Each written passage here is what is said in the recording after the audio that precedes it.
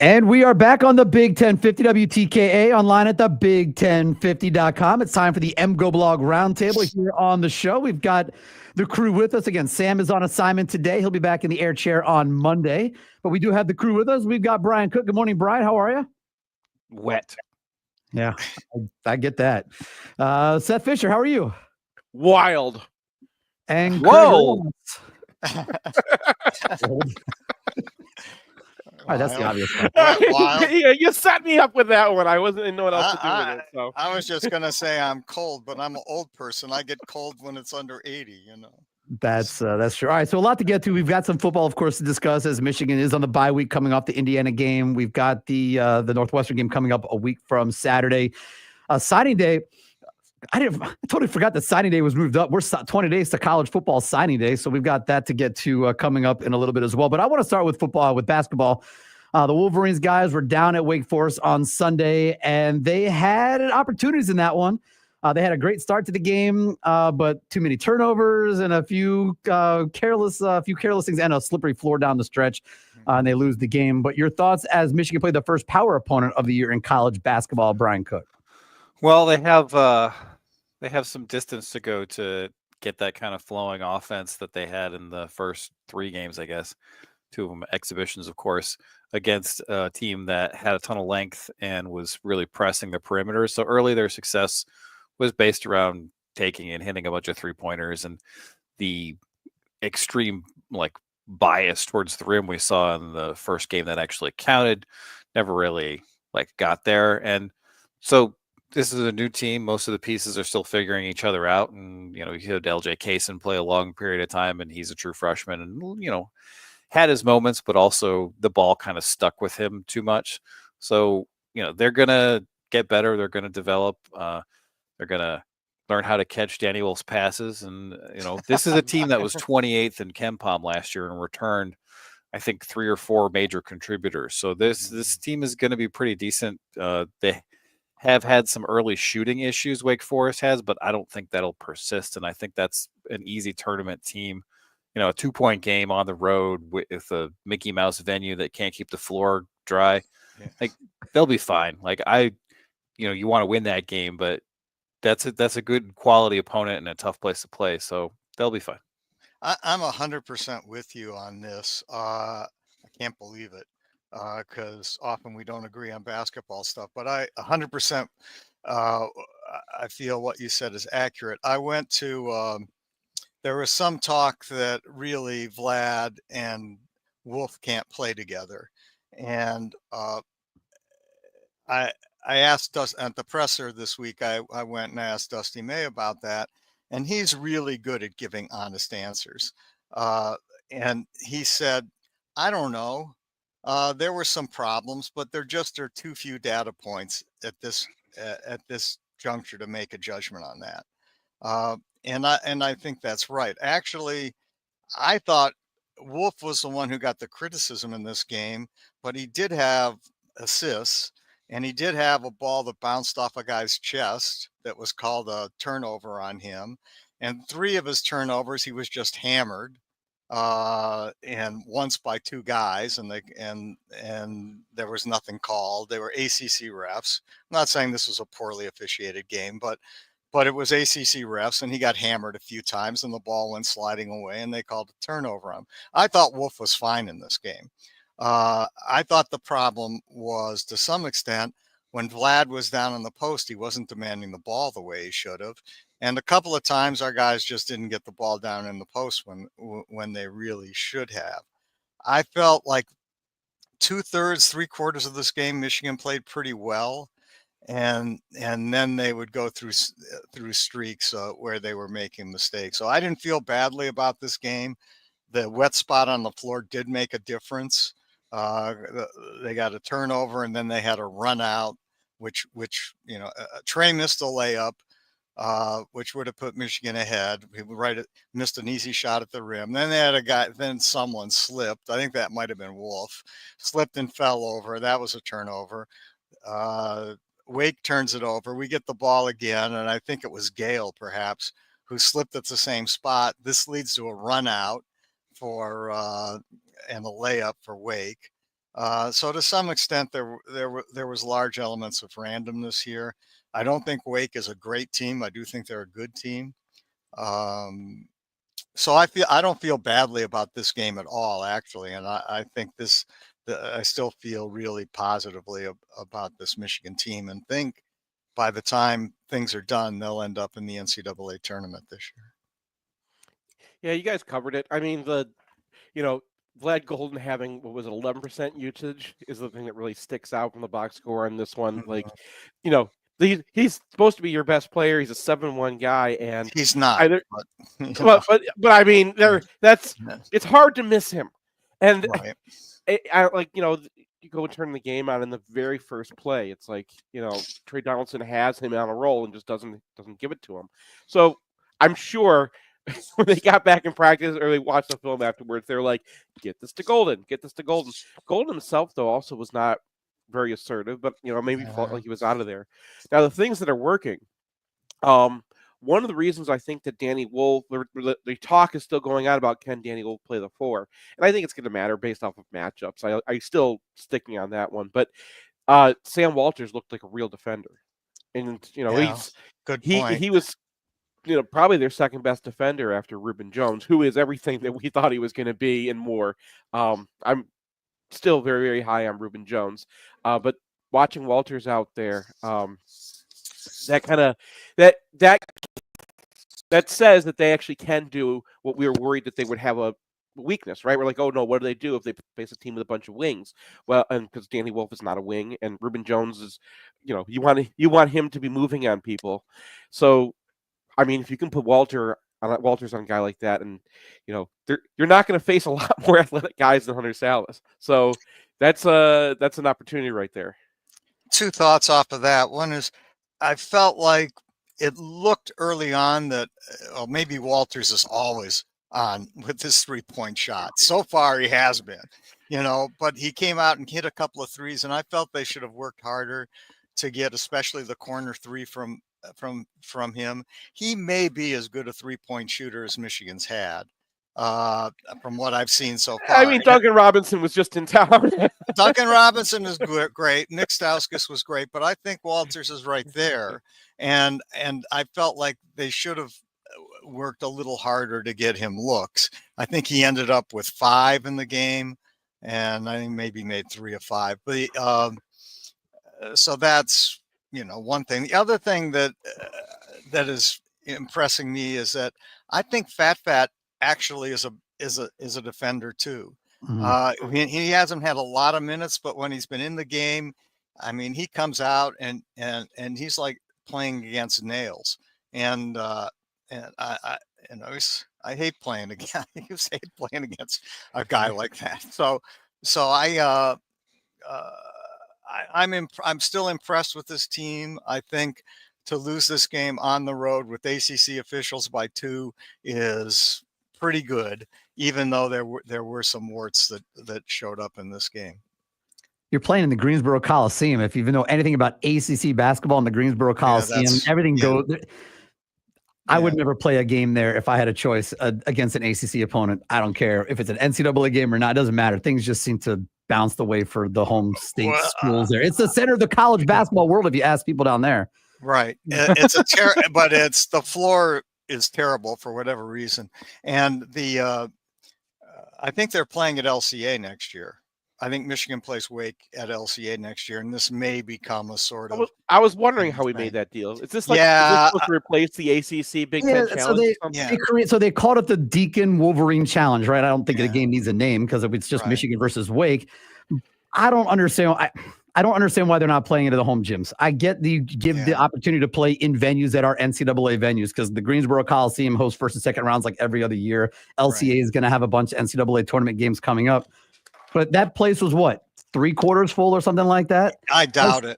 Not even. And LCA is not going to be full. But if you have it at their gym, if you have it at Chrysler, the place is full.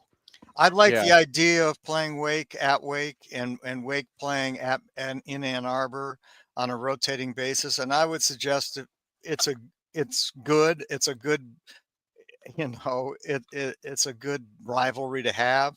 And I would say, you're right, Ira. After this year, after the LCA game, they should do it home and home at the home venues, and that would be much better. Fans would like it. The places would fill up, and it doesn't make sense to play them at LCA or the LCA game against Eastern was actually fun. That's actually the best atmosphere I've ever been at the LCA. I've been to a bunch of games for Red Wings and Pistons, and I've done even WrestleMania there, and that was the best I've ever seen that place. WrestleMania? Yeah. You went to WrestleMania? Love it. Yeah, that stuff's fun, man. Dude, it's the people watching.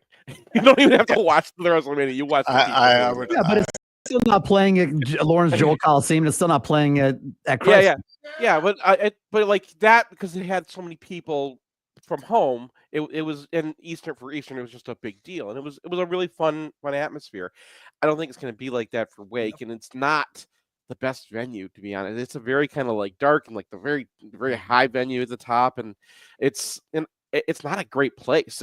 I want you guys explain, because the net, this comes into play with the net later on in the year, right? Because it's a neutral site game versus a home game. So I guess if you would have been the home team for Wake Forest, they want it to be a neutral site game. Does it make a difference if it's a road game versus a neutral site game? Aren't they just once you're away from home? No, I don't think that counts as a neutral site game, because it's so close. Like when you play on quote unquote neutral sites, but it's extremely close to one campus and extremely far away from one campus, they just the call net still weighs that. Yeah. So like, okay, good. Like when like Kansas is playing in Kansas City or whatever, that's not a neutral site game to the net. Okay.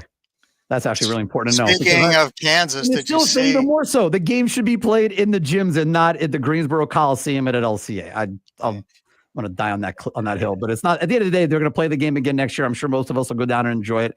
It was a good, as you guys said, it was a good starting point against a power opponent, and they get another one coming in tomorrow night, 6:00 at the Chrysler Center. TCU comes to town, so you have back-to-back power opponents before, with a couple more warm-up games before they go then down to Fort Myers. So I like the way the schedule sets up to play a couple of power opponents, kind of test yourself, go work on some more things of your, that you have to work on, and then build that schedule back up again. Yeah, TCU should be a good game Friday. I hope the fans, it's a Friday night. There's no football this weekend. I hope that people will sell this one out. Well, I know it's be sold out, but I hope they show up, which, was a problem in the opener. So yeah, it should be a fun game and fans can make this a great environment on Friday. And there are no other games on campus tomorrow night, which we've had issues with that as well in the last, for some of the games that have been going on. There's been like multiple games. You had like one night we had women's basketball, volleyball, and hockey, and I think wrestling all at the same time or something like that, splitting your crowd. That does not happen tomorrow night, so it should be a pretty good crowd. And real quick, to answer Scott Patton's question, he asked how women's basketball is doing. They're playing tonight. Okay. They actually are now in the fourth receiving votes category because of how well they played in the loss to South Carolina in the opener. We'll see how they play these next few weeks before really jumping. Ira, did you see that game? I didn't see any of it. Did you watch it? Oh, we stayed home from the men's opener to do the two screens, the two TV setup, so we watched the ladies and the men at the same time. It was a terrific performance, and then we went to the first, the home opener that they had late last week. We'll get more judgment on them tonight when we go to the game tonight. We'll see what they look like, and then going into the next few weeks. But I also wanted to ask you guys about the hockey team, Brian. The hockey team coming off of back-to-back sweeps, and they're also on a bye this weekend. What a terrible! Come on, Big Ten. Michigan should have home hockey this week, but that's another conversation. Yeah. But the bye week for hockey fills in right now as well. But they had a couple of really good weekends. That trip to BU was pretty terrific, and then they took care of Notre Dame in the opening weekend of the Big Ten play as well. Yeah, and they've kind of settled into an identity they haven't had since Carl Hagelin was here and Brian Rust was on the first line, where they are not giving up odd man rushes left and right. They're dominating shots for the most part. It's kind of comes and goes, but they've had extended periods against both BU and Notre Dame where the opposition really couldn't get a foothold in the zone. They'll occasionally have a bad shift where they get trapped in there, but they're tilting the ice, and eventually the goals do go in. Now, they got some contributions from guys who hadn't been filling up the score sheet early in the year. I still feel like you can tell on the power play that this is not a vintage Michigan team just in terms of talent on the puck. You got Hage, and you've got a couple other guys who are power play worthy, but previous teams have had just talent coming out their ears, and Michigan will be back in that position. There was an interesting post from I believe Scott Wheeler, who's one of the Athletics NHL guys, talking to a current CHL coach about like what's going to happen now that CHL players are going to be eligible for college hockey, and he's he's kind of like mad about it, and he's kind of like just talking crap about a bunch of stuff, and he says, well, people are going to go play for Brandon Naurato because Brandon Naurato develops guys. And I was like, that was out of nowhere. Very positive take. So, and I think that is coming, and you're going to see progress with that. And over the course of the season, I think Michigan will get better, a little bit more technical, and start scoring more goals. This is always going to be kind of a transition-ish year because they don't have the raw talent that they had the last couple of years, or will have going forward. But it's good to see that they're adapting to that and they're playing well within their capabilities. And they had a couple of goalie hiccups early in the year, and without those, they would be looking at a pretty good record approaching the winter break. So I think it's an encouraging start, not just for this year, but just in terms of like what Brandon Naurato's program is going to feel like over the long term. They can adapt to what they have. One of the guys that came in, I wanted to ask you about in particular, Evan Werner's name's popped up in the 3 stars with the last 2 weeks, I think, in the Big Ten. The transfer from Colorado College seems like he's really come on those last few weeks. Yeah, and his skating really pops to me. Like there are guys who come in and you're like, I don't know about this guy, because for me, it takes me a long time to like develop opinions on the hockey players because it's not a sport that I've spent a whole lot of time breaking down. It's like, but things that are easy to tell early is this guy can really skate. So he's active player, has some skill offensively, really drives the net, a guy who I think is going to be a good player here. And, he's an interesting guy just because like he represents something that is going to be, I think, a theme going forward for a lot of college hockey programs, but especially Michigan, is like he's a guy who Michigan is using to fill in holes that normally they wouldn't be able to fill in because the NHL will grab guys. And then when they grab guys, you're like, okay, that's unfortunate for us. And then you're playing 15 freshmen the next year. Yeah. Right. And this is a kid who's coming off a freshman season at Colorado College where he put up 19 points. And that's not an insignificant number for a guy who was not like a huge star coming out of the USHL, but he shows some things and he moves to Michigan. And like he's a guy who's probably going to be a good 4-year player. And that's not something that Michigan has had a whole lot of. Yeah. I mean, Michigan the last few years has had spectacular talent. I mean, they've just been, the first round, 1 year we had 4 of the first 5 picks in the NHL draft. And last year we had top guys in the draft and they've gone, but also the last couple of years we give up a ton of penalties. We're last in the country in giving up penalties, and we're not good in odd man rushes. We score goals, and we look, fantastic from a sort of elegance point of view because they can skate and do everything that you'd want, but they just didn't seem solid on the defensive end, and they were in the box too much. Well, this year they're about average in the country in terms of getting penalties. They're not giving up odd man rushes. I think the goalie play has been fantastic. I think Logan Stein, he's 1.59 and something like 934 in his save percentage, which are both good numbers. And the other kid, Corpy, who's a freshman, this big guy, had a rough start in one game, but he's been coming along and playing very well. So Michigan is getting good goaltending. They are getting pretty good defense. They are not allowing odd man rushes. They are staying out of the penalty box, and they still can skate. I mean, there's no one out there who's faster than Jackson Hallam. I think it's Hallam, actually. I've heard I've heard both, and I still don't know. One of these I, days. if you have an opportunity to call a guy Hail at Michigan, Yeah. that's what I go for. Yeah. All right. Well, let's call him Halen for the moment.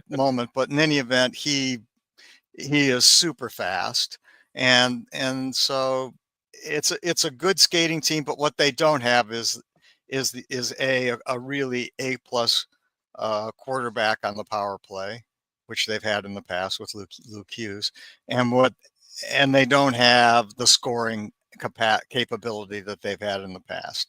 So they're going to win. If they're going to win, they're going to win a lot of games close, and that was true this weekend.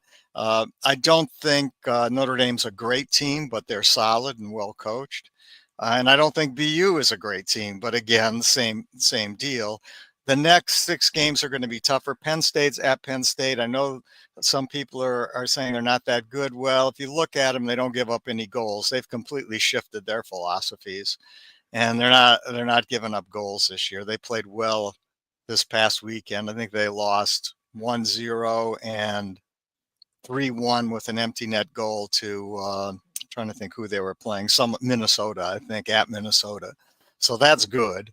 And then we've got Minnesota and Western, who's very good again at a home and home. If they can win 3 of the next 6 games, they're going to be right there. They're sitting at pairwise number 12 right now, which is fine at this point in the season.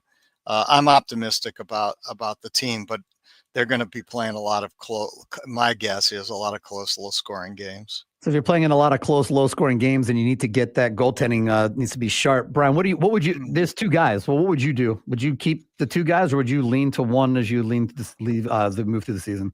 I mean, a lot of teams, what they'll do is they'll just kind of have Friday and Saturday goalies until it gets to crunch time, and then they'll pick a guy. And that seems to be the most sensible thing to do at this point. Stein's actually, I mean, save percentages are so, like, you can have an entire NHL season and that doesn't really project what you're going to be doing in the future. He's got a 934 right now. And I was kind of like leery on him because his first game, he gave up a couple of shots goals that I thought were kind of shaky, but I think what they are likely to do is they're just going to keep the platoon going until February, maybe March, and then just take the guy who seems to be performing better. And Stein, I would say, has the early edge there. He does, but I mean, Corpy made a fantastic couple fantastic saves from from point blank range, and you want to develop your freshman. I mean, if your plan is to have Corpy in the future and not just go in the portal or go find a guy after this, but I think I like the idea of trying to push this the Friday Saturday guy thing as long as possible, because if it is going to be Stein, you want to get Corpy developed for next year. I think that's going to happen. I think that's what it'll be. They'll be rotating, unless it just becomes absolutely clear that one or the other is outplaying them. They're going to be rotating both, and I think Corpy will be back next year. Stein's last year, he has 1 year of eligibility, so Corpy will be coming into next year. He'll be the projected primary guy next year. So. Well, there's your basketball conversation. There's your hockey conversation. We're going to get to the football conversation on the other side of the break as we roll along with the MGoBlog Roundtable here on the Michigan Insider on the Big 1050 WTKA, online at thebig1050.com.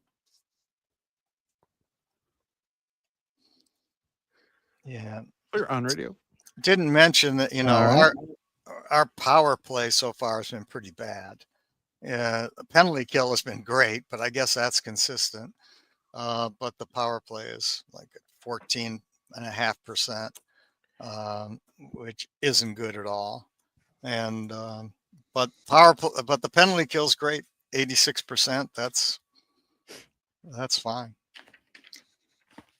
There was a moment at the end of, what was it, the Saturday game when there's a loose puck at the very end, and it's like, oh no, your hockey brain, because it's off screen, right? I'm watching on TV, and it's like, oh gosh, who's gonna get to the puck first? Then you see Jackson Halen like coming in the screen. You're like, him, he's gonna get there first.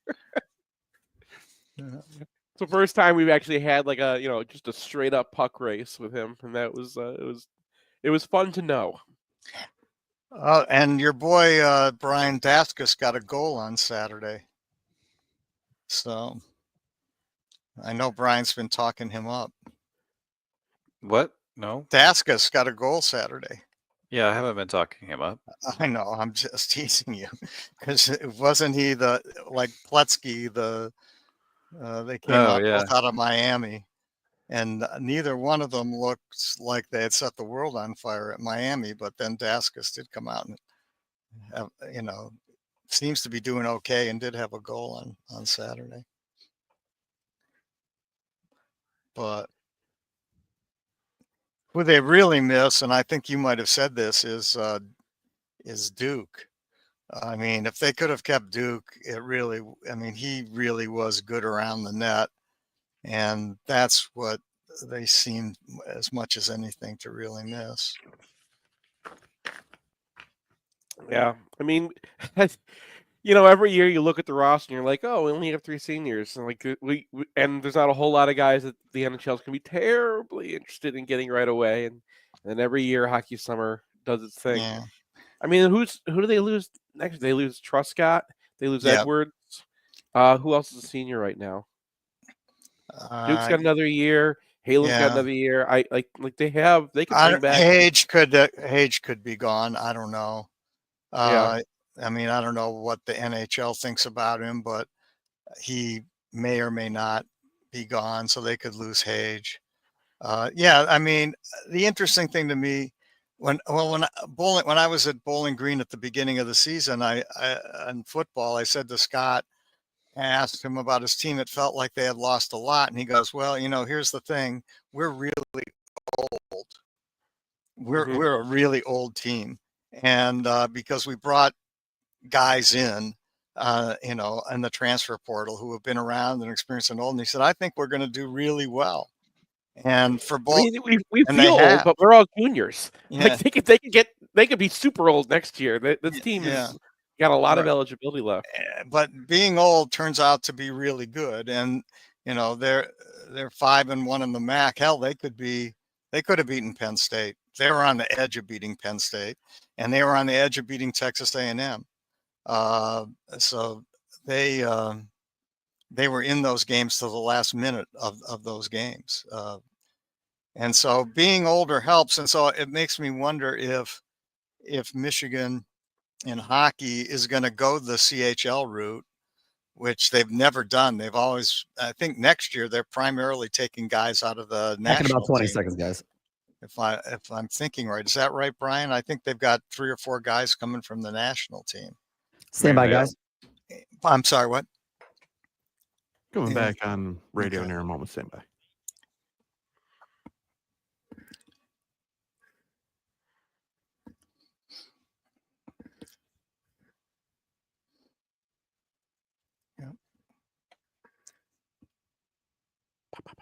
And we are back on the Michigan Insider on the Big 1050 WTKA, online at the big1050.com. The MGoBlog Roundtable conversation continues. Sam is on assignment today. He will be back in the air chair coming up on Monday, but I'm joined here by Brian Cook, Craig Ross, Seth Fisher. And guys, we transition from the basketball hockey part of the conversation to the football conversation. And Michigan has another defeat on the books. They are now 5-5 on the season after the loss to Indiana. It looked a little bit different than some of the other games did. And in the second half in particular, they only gave up 18 yards, but they just could not find a way on offense. So, Craig, we'll start with you. Your thoughts coming out of the football game on Saturday against Indiana. Well, I'm mystified by a lot of things in this game, but and this will be, I guess, Seth's point of view will be a lot more salient than mine. But I mean, there was a lot of whining about Wink, and maybe legitimately so over the course of the season. But you give up 18 yards to a team that's undefeated in the second half. That feels pretty good to me, just and hard, So you've got to be looking more to the offensive side of the ball. And their first drive, they came out and they were passing. I think they passed seven of the first nine downs were pass downs. Now I think they might have scrambled out of 1 or 2 of them, but it worked. They got down to the 6-yard line, and then I don't know what you guys thought of that series. I didn't think much, but Pro Football Focus has said over and over that if you got problems in the offensive line, you better be a passing team. And because a run game is just not going to work unless you've really got a kick-ass offensive line. And they came out as a passing team, and it sort of worked, to say the least. And then I don't know what happened. I'll let you guys speak to it. But People wanted them to go for it on fourth down on 4th and 3 near the goal line, but then when they had a 2-point conversion, which is from the same spot, yeah, their idea was just run a clear out, and they had a chance to throw it to Donovan Edwards there and actually make a play, but they don't have that in their playbook. They don't have an option play with the running back in their playbook. well, isn't that crazy? They haven't built the stuff in. And I think that we've passed the point now where it's not what do you think about Kirk Campbell? I think he's gone. I think that just the fact that he's not involved in the Bryce Underwood recruitment, it's like, yeah, I think that's the end of the story right there. The rest of it defensively, I think Indiana, first of all, man, Zeke Berry just woke up and had a game, and that's a guy that's not been scoring well in my charting at all. But also, other guys were stepping up too. Cam Brandt had a magnificent game. TJ Guy had a great game. Rishon Benny had a really good game, even though it didn't end up in the scoring very much. Both linebackers were fantastic. Ernest Hausman, when I went back and was watching things, he was making tackles in ways that he wasn't making earlier in the season. And Jason Barham, we know him at this point. So it kind of felt like a last year's defense, especially in the second half. Now, Indiana did miss 2 catches, and the way that their offense is created, they try to get those catches. So they're built to not have a high success rate, but they get big yard. They cash in on big yardage, and when they drop 2 of those passes with their best receiver, that's going to reflect really badly in the box score. But they came out passing. We get the interception, which was a defensive play call. That was we're going to take this away from you, because they were RPOing, and we stepped in front of the RPO, and we had a safety coming down behind that to make sure that we could play like that. So that was a gamble. And then we did that gamble again, and then Indiana tries to test that gamble with a fade, and we have guys right on top of it. So I think Wink had a great game, and I think that this was more the kind of team that we're supposed to play against. This team was built to play against CJ Stroud.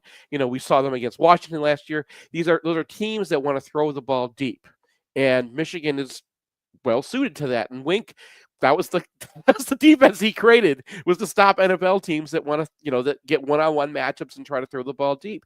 And I think that we're not very well built, and Wink is specifically not well built to coach against dink and dunk teams and screen teams and teams that are going to USC is going to find the spot and throw it to there right away. Well, he gives you a spot, and then they throw it there, and they move the ball. Oregon screens, and then that tests our tackling, and our tackling is terrible. Makari Page specifically. That hasn't gone away. Makari's tackling has gone off a cliff so badly, I don't have an explanation, and at this point, it's like, that's an NFL team's problem. But other than that, they looked like last year because it was a team more like the teams that they played last year. So if I'm hearing you right, what you're saying is that the Indiana style of play led to Michigan's success, defensive success in this game, more than what Michigan does. Is that to a degree? Yeah, they had a lot more. The reads were a lot more downfield. They have a good offensive line and want to survive. And we've seen how many times this year the ball is out before Michigan's pass rush can get anywhere close. And this game, there was an extra beat. And when you give these guys an extra beat, they're going to get there, right? Mason Graham is coming up the middle, and you have to hold him, or you're going to have to deal with him. Now, there was a touchdown that they got where Mason Graham is coming through. He's about to sack, and Rourke just puts a beautiful ball up and beats Jair Hill, who been on a double move. So that problem is still there. And there are moments where, and then the very last or second to last play of the game where everybody misses a tackle, and Brendan Hillman runs into a guy and knocks down Rishon Benny, and it's like, okay, it's still 2024, not 2023. But you could see pieces of that defense that we thought we had, and how and part of it was just Wink got rid of some of the stuff that wasn't working. 0 times this game did Mason Graham stand up on the outside. Now, sometimes he did rush the edge, but it was that play where they slant everybody and they drop the defensive edge back. That's fine. It's the play where you're giving it up by alignment and you're telling the team exactly what you're going to do. And they're fixing it. Plus, I think we're stuck with Wink anyway, so I'm glad that he's fixing it. I don't know if we can get rid of him with the amount of money it would cost. So, that's going to be fine. The defensive line next year is going to be fine as long as they get Benny and Guy and Pierce and Brandt back. They've got another row of teeth there. Linebacker, I'm not so sure. Maybe they can keep Houseman because there is a drop off between backups and the starters there. Well, Vance, when in his conversation with Sam, felt that there was a good chance Barham would be back. Really? Yeah. Okay. Now that's just Vance, and I don't know if he's talked to Barham. I don't think he has, but he felt like it made more sense for Barham to be back. So that would be great. Okay. Okay. I mean, the way he's grading out to me in the last few games, it's like, no, he go. Yeah, but what Vance was talking about is that he still looks like he needs a little more experience to really shine at the next level, and so you get more reps playing in college. That was Vance's point. Yeah, I'm happy with that. Reps. I think any NFL team who's watched him play is like, okay, I can develop any edges. I'm taking this guy as soon as I can. He solves a lot of problems you have in the NFL. He's going to be, he's not like going to be a first rounder, but no. He's some NFL team is going to say, okay, the versatility here is just incredible. And how many NFL teams like to use their linebackers as a defensive end or a safety any given play? They're going to take him. Yeah, could be.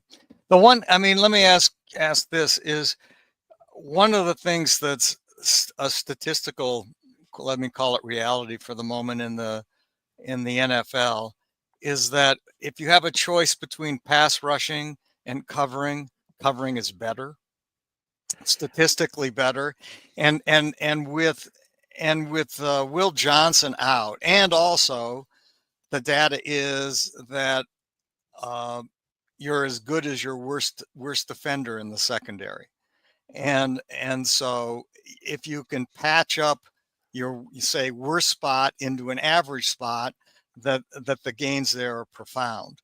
And I think perhaps you saw that last year with Josh Wallace at one corner. And so this year with Will Johnson out, does that put Wink in a truly very difficult situation? So what they're doing this game, they had Zeke Berry at cornerback most of the time. Now, and then Makari Page became the nickel, which, Makari is not playing well right now. And I think that's a downer. And I don't think the nickel position is that different than the strong safety position. As strong safety and nickel in this defense almost have more in common than free safety and nickel. So it wasn't that huge of a transition, but his tackling is it's so weird. He gets to the guy and he stops.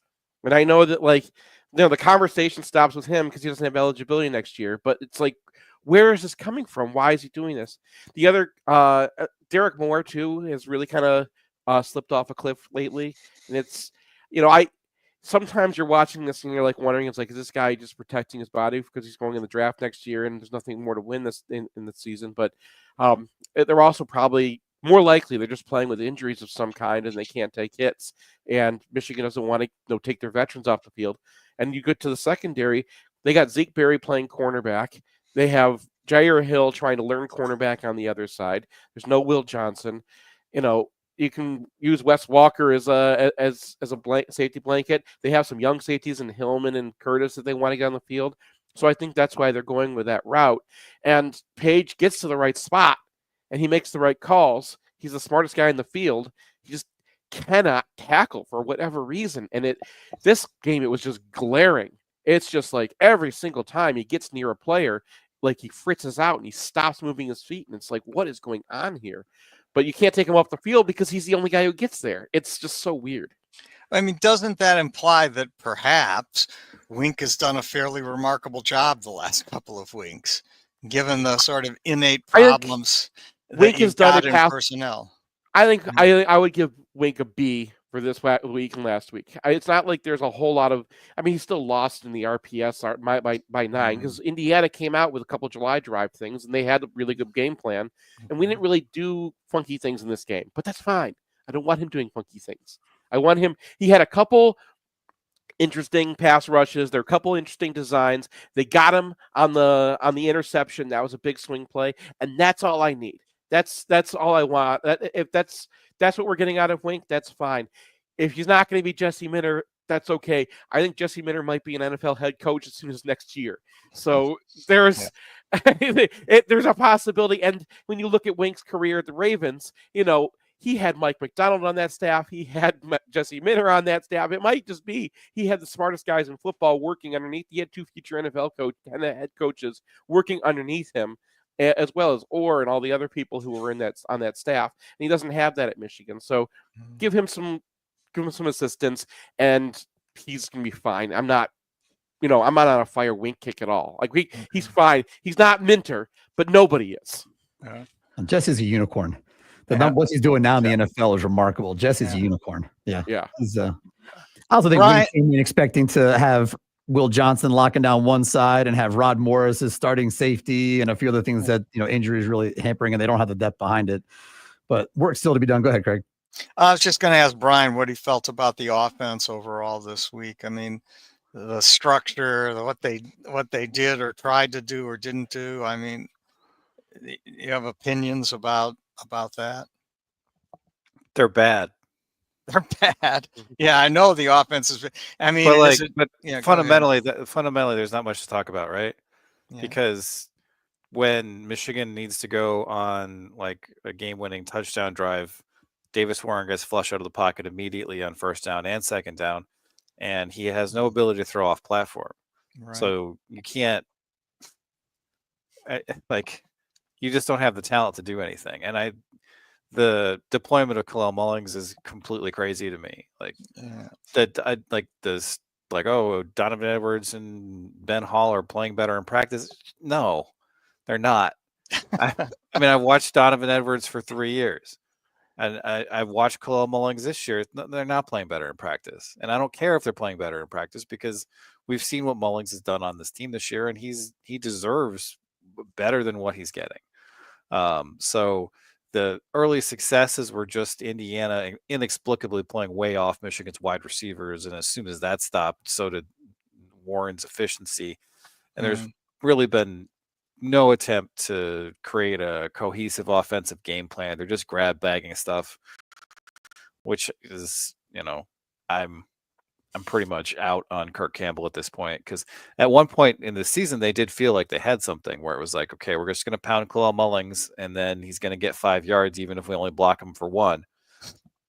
And then defenses will have to respond to that. And by this game, like in the last 2 games, he's had 8 carries. I think he only had. Did he have 1 this game? He had 1 in the first half in the last game. One in the first half. And it's just like, okay, he's obviously your best offensive player, and you're sidelining him for what reason? So I'm out on Kirk Campbell, and I don't think that there was a whole lot that you could do to make this offense great. But pretty much everything that's happened has been disjointed. There's been no coherence to anything that they're doing. They don't seem to have a plan. They've never developed like any sort of Alex Orgy package. It's just him running the same play or 3 over and over again. So yeah, it's there's no reason I think to continue with this offensive brain trust. It's just been bad from the start, and every time we get an Evan Link game, it's like, how on earth did you think that Evan Link should start over Andrew Gentry? Over Gentry, yeah. Like, so I have major questions about pretty much every coaching option on offense, like, because the offensive line isn't where you want it to be. The wide receivers aren't where you want them to be. Quarterback is probably a lost cause, but just in terms of the structure of the offensive coordinator is Kirk Campbell. Like, they didn't have to be this bad, but they are. I mean, how do you know the receivers aren't any good? Because, like, you get Tyler Morris like making a couple plays in this game. You seen Kendrick Bell kind of develop from a basketball player to being a Well, I fairly mean, the decent real receiver problem with the coming wide back. receivers is that they don't have much talent. Like, I just don't Mhm. rate Bell. I don't rate Moore. Like, Mhm. I think Morris is a good player. Colson Loveland's obviously a good player, but those other guys just, they don't have recruiting rankings. You're taking flyers on guys who you're hoping will develop, and if they do develop or they don't develop is kind of secondary to the point that Michigan hasn't been able to recruit receivers for 3 or 4 years now because of the style of their offense and because of just Jim Harbaugh being Jim Harbaugh. And, they have a couple good prospects in this upcoming class. And hopefully they'll get a transfer or two in. But yeah, the wide receivers are like, how would you know? Yeah. Because the quarterback can't get them the ball and the offensive line can't protect them long enough to get open downfield. And the coach can't scheme them open. Well, yeah. And That's so, what- like, that's kind of an incomplete, I guess. Like, of all the position groups on the roster, it's kind of like, well, what do we know about the wide receivers? Nothing. Yeah. So, So guys, as we wrap up here, I'm going to wrap it up with a comment we have from Steve Horn in the comments because I think you guys will appreciate this one. He says the offense is battleship football. We just call random plays and hopefully they hit, and instead we end up sinking our own ship. well, it's just like they had like the first bye week. They were talking about, okay, what we need to do is we need to make our play action look like the plays we actually run, and then they didn't do that. Yeah. And that's the thing. You wonder, we're asking why aren't they using Mullings anymore? It's because they ran out of ideas. Instead of playing off of that, right? And noticing the fact that Michigan State is bringing their safeties down, starting at 8 yards and have them crash as soon as they start, or that, teams are putting an extra guy in the box for Oregon. They're just like, okay, they got us. Next idea. Instead of let's do something with this. And I mean, this is not hard football. This is not like you have Khalil Mullings. It's set up. Call the setup play. I mean, they keep running this like little waggle boot that's been covered like the last 8 times they've run it because it doesn't look like anything they run. Like it looks like a zone stretch the other way. Guess what they don't run? Oh, Zone stretch. Yeah. So it's they had that crack sweep working earlier in the year, and then they run one counter off of it, and then that's it. Now the idea's done.